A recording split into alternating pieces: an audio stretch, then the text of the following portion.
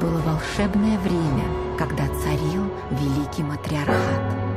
Женщины нашего северного клана правили в отсутствии мужчин и жили в ожидании их, сильных и любимых. Мы были самым влиятельным кланом. Наши сейфы с деньгами и драгоценностями были зарыты в наших северных полях. Мы покупали самолеты. Мы готовились к блестящей свадьбе моего сына-наследника.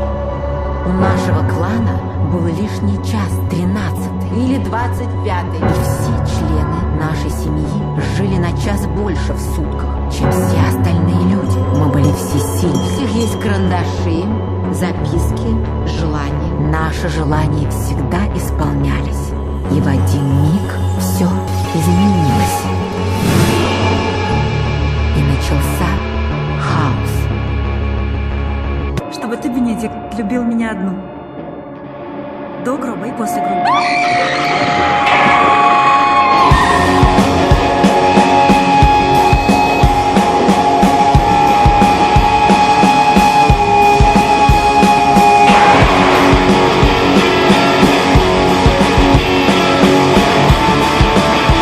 Захлопывай! И стали днуть северные поля.